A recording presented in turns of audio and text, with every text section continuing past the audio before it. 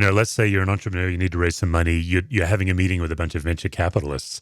That kind of anxiety is generally healthy. That would be more of a public speaking anxiety, kind of a adrenaline that you really need to do a good job.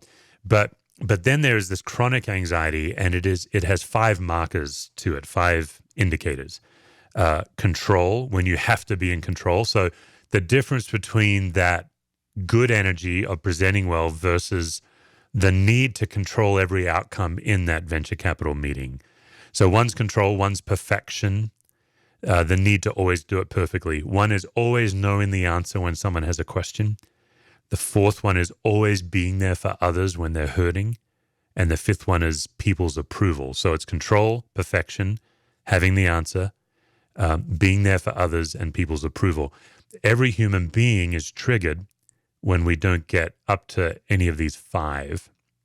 So if an entrepreneur is in that venture capital meeting, or maybe they're doing a job interview and trying to recruit someone, or whatever the situation is, a lot of anxiety is actually healthy, but when it crosses into needing to do it perfectly, you never get that false need.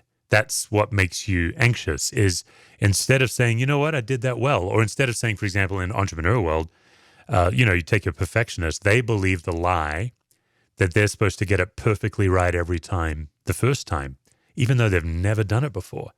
So they don't get that A+, and then what happens next is they end up replaying in their mind.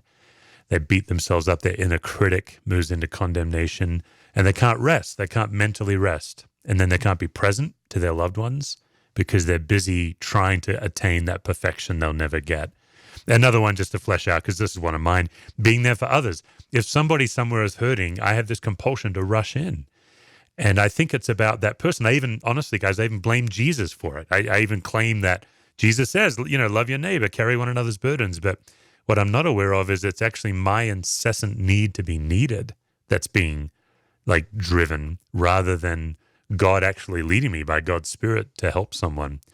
So the first step, and this is a deeper probably tool than we can do on a podcast, but the first step is to start to get to know which of the big 5 is your driver.